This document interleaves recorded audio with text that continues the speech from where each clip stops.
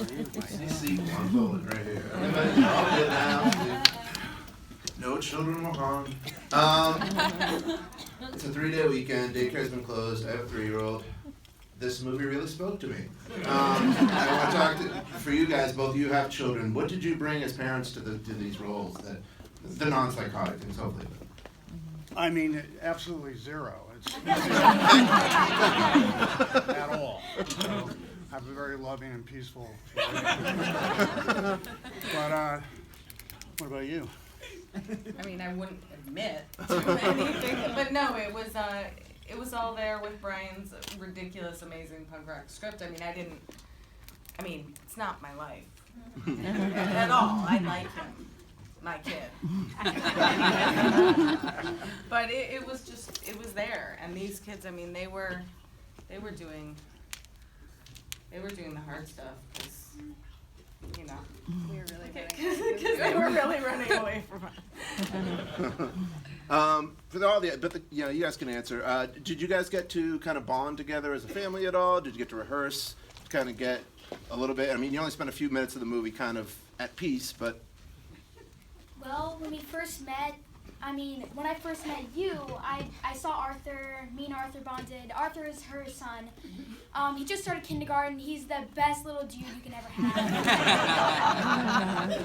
And we have beautiful Selma, his mom. She's also very nice. We went to some places. And Nick, when I saw you, I think you guys saw, right? I ran up and hugged him. I mean, I was starstruck, but. When we first met. Yeah, when we first met, yeah. We hugged again just over there.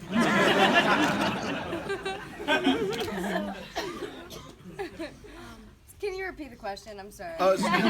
Did you guys get a lot of time to sort of bond with each other before you started filming? Before, I would say not completely. I feel like most of the bonding happened on set. I mean, we were kind of stuck in that house probably, 14 hours a day? So a lot of bonding in between scenes. I would say a lot of the time in between the crying and screaming, we were laughing. So that would be my memory. It would be like laugh, laugh, laugh, joke, joke, joke. Okay, on it. And then you're like screaming, crying, running, like falling, and you just have to go. So, yeah, no, I definitely think we bonded. Yeah, you hated me, because all I would do was laugh all the time. Well, there were some times where I was like, okay, Selma, you need to, like, leave, because I cannot see you right now. You're making me laugh, and I have to cry. And, yeah, but you know what? That makes us bond. So, there you go. Yeah, and this script just put me in a good mood.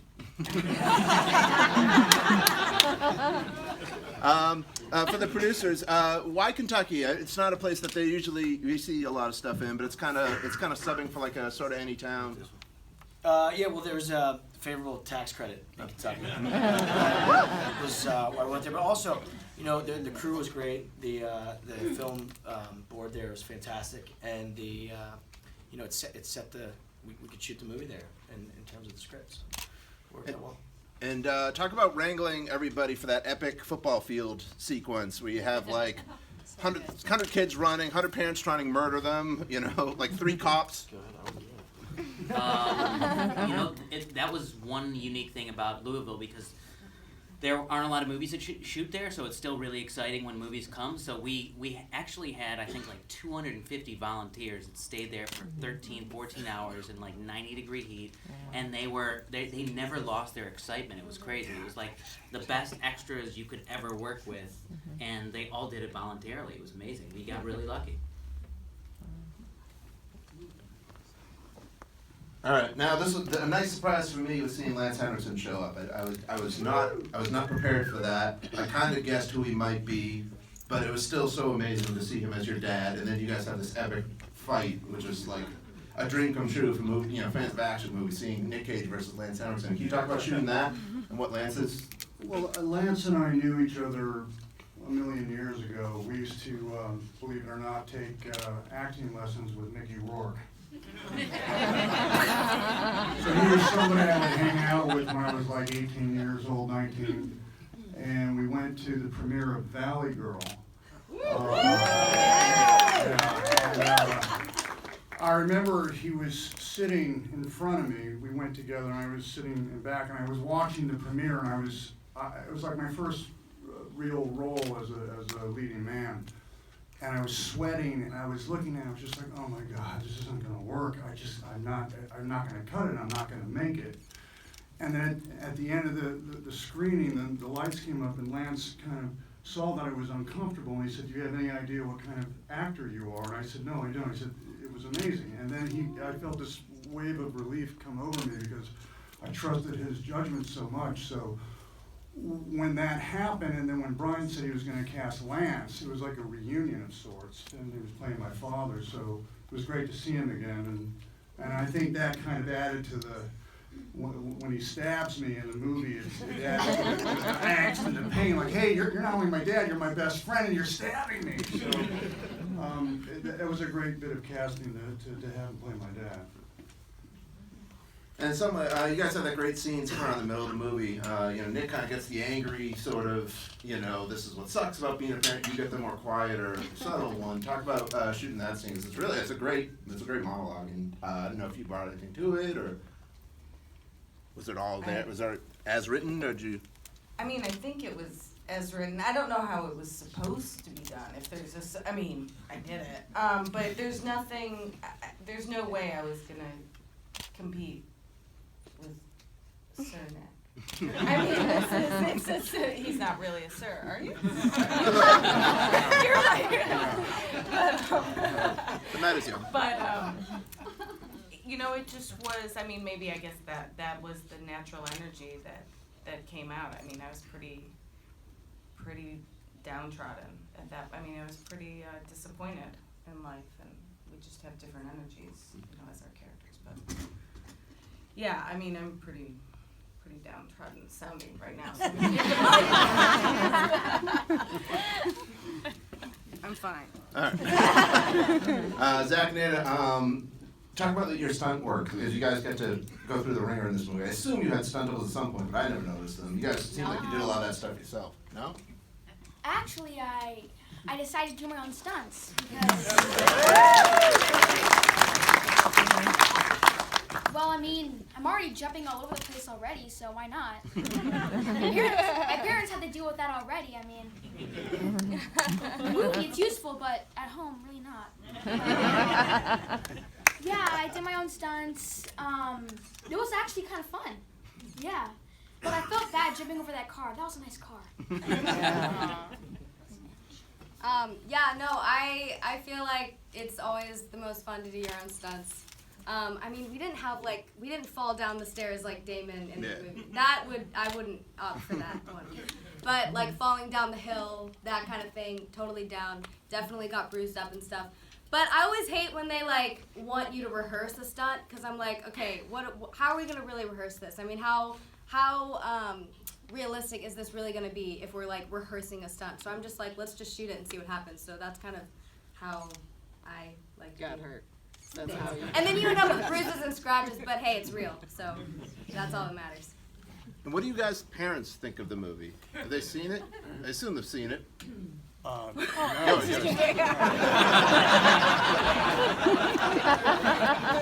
Well, my parents are here, my mom and my dad, and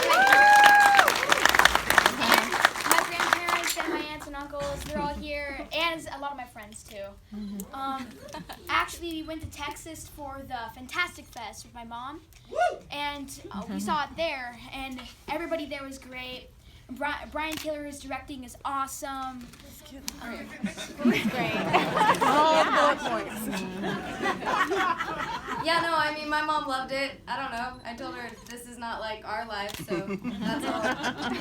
We're a different family, and that's the beauty of movie making. So my parents don't care. They're fun. They're good. Speaking of and my son has no desire. Speaking of Brian, I wish you was here. You've worked with him before. Completely different energy for this kind of movie. That's a big superhero thing. This is very small. What was your relationship working with him? How did it change at all? No, between the two? it was pretty much the same, except Mark wasn't on this one, and Neville. But Brian and I have a shorthand when we work together. I think we both know where we can go. I kind of know what he wants in terms of performance, and he also knows where I like to go. He gives me a lot of liberties when I'm filming. For example, the pool table scene. The Hokey Pokey wasn't originally in that script. But the Hokey Pokey is one of those songs that I take great umbrage with. Because when I was in elementary, no, kindergarten actually, they would make us all line up and go around in circles and sing the Hokey Pokey. And very quickly realized at that bright young age of 5 that this was one of the songs that the Bureau of Education decided to design to separate the discoordinated children from the coordinated children. Not that I was discoordinated, but I had some discoordinated friends, and I really wanted to protect them, so I get really pissed off. They make me do this stupid song again, and so when we got to the pool table scene, because that was sort of the maximum, I guess the apex of Brent's frustration, I just went right back to elementary, to kindergarten, and brought the Hokey Pokey in. And as a result, we now have the greatest soundtrack credit of all time, Hokey Pokey, performed by Nicolas Cage. When is the soundtrack coming out? I didn't. That wasn't really in the credits. Yes, it was. If I would have taken a picture of it if I wasn't the one telling everybody not to take their phones Well, out. I think I'm rather proud of that. I think all the children have to sing that stupid song in kindergarten. If they ever see this one day, they'll know what I'm talking about. I'll let you guys have a couple questions. Does anybody have any questions for you guys? Yes, your hand. Hey, my question's for Nick. Hi. So you kind of pioneered this like almost Western kabuki style of acting. So I was wondering if you were able to kind of channel that in this movie and how you got in the mode for that. Yeah, absolutely. I'm glad you remembered that, Western Kabuki. I said that in an interview about 20 years ago. I always felt that naturalism was a style, and that what you can do in one art form, you can do in another art form. So it's like an art synchronicity. So like, this is a long way of answering your question, but like I would see like different paintings, like Edgar Munch's The Scream, or Andy Warhol's pop collages of icons. And I thought, well, if he can do that, how can we do that with performance? And so I wanted to try to push boundaries and get to a place of surrealism, and it's not really all that surreal because I see people acting like that on the streets right outside in Hollywood. But to not limit myself to any particular style. And so when I read this script, I knew right away that I could inform the music, if you will, of the dialogue with something more operatic and extreme. And a lot of people like to say that's over the top, but I don't like the idea of over the top, because as long as it's controlled and you know where you're going, you can design whatever top you want as an artist. And so that's what I took all this sort of laboratory work that I'd done in other pictures and just sort of threw it at Brant and tried to make some Western kabuki, as you say. That was the perfect place to do it. But if you're gonna do it, you have to have a reason for it. It has to be anchored in some sort of realism in terms of where the character is, and in this case, all the parents were going insane, so that's a match. Yeah, right here. Did the script end in the same spot that the movie ends, and if not, what do you all think happens next? Well, the script did end just like that. Okay. We were pretty religious about the script, except for the times I wanted to go off book, or someone wanted to go off book, and as I said, Brian was really cool about that. But I mean, I don't really know where the movie goes next, do you? We kill y'all. Yeah, maybe it's like the other way around. We'll see what happens. What do you think? Where does the movie go next, Ashley? Well, I don't feel too good about killing y'all. Right. But I mean, all ends come to an ending, so. Yeah. I mean, if you guys are gonna kill us, I mean, Yeah. we're gonna have to. I'm sorry. Yeah. Exactly right. I'm sorry I had to end this way. It's the natural order of things. You got any more? Any more questions, please? No? All right. Hey. I got one. Oh, there we go. Was there any indication whether this was like just taking place in this town, or was it like widespread outbreak? Is there any talk of that? You know, I always thought it was like a 24-hour epidemic, but Brian said no, it doesn't stop. And I got the feeling it was happening throughout America, but I don't think that really came into detail in the movie, the final result. But in the script, I got the feeling it was widespread.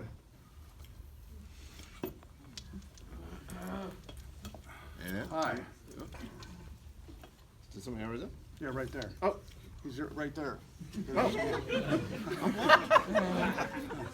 half Filipino, I'm half Italian, and my grandparents came from the Philippines. And my grandparents, they were starving for like most of their lives until they came into America. And my grandpa had to resort to eating newspaper. So he's in like his early 30s. Until he came to America, and my grandma came here, and she got a job like just being a hostess at a restaurant and stuff.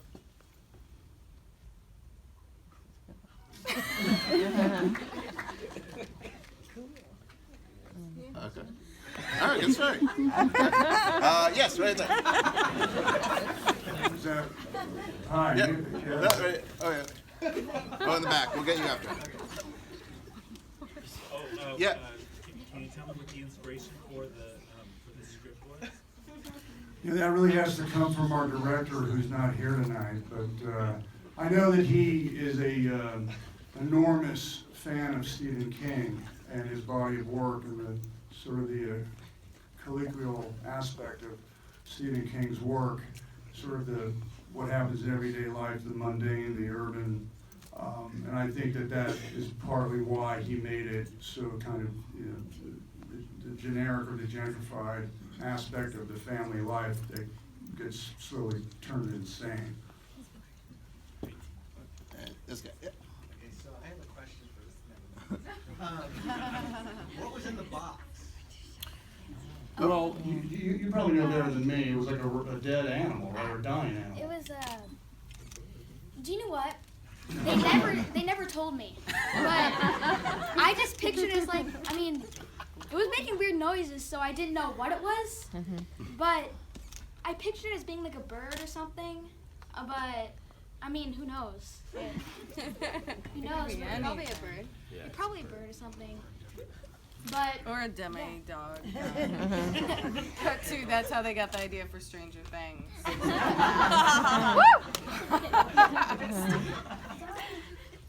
All right. Okay, now we got come on. Yeah. This is kind of an involved question for all the actors here. A lot of times when actors go into characters, they tend to take aspects of themselves and put it into the character. What I was curious about was whether or not you feel like you took anything from the character back into your own life. Go for it. Go ahead. You have the well, floor. the feeling of being chased by somebody is probably really good if someone's chasing me in real life. Because, I mean, if there's someone trying to kill you, I mean, You got to hone that skill. Yeah, I guess. I mean, you guys were such good actors. You guys were so real that it felt like I was actually being hunted. And oh my God, the whole time in Kentucky? Well, right. And you went partly, home at night. And partly before scenes, but then you let it go. Like when we were swimming and stuff. Oh, like yeah, with yeah, Arthur, yeah, you were yeah. totally cool. Yeah, that was fine. Okay. But, I mean, I took that feeling from the movie and kept it for my own personal use. So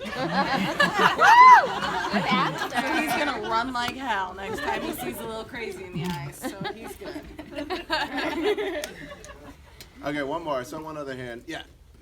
This is a question just for the entire cast. Basically, if the opportunity arose in the future, would you work with Brian Taylor again? 100%. Yes, Yeah. 100% would be thrilled. Easiest, great working experience. Yes. All these people, but Brian, whoa, yeah. Yeah, absolutely. I miss my second sophomore effort with him, and I would do anything that Brian wants to do. Yeah, so for sure.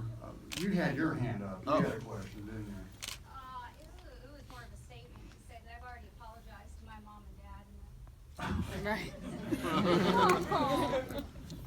Alrighty, Carrie. Well, big round of applause for all the cast.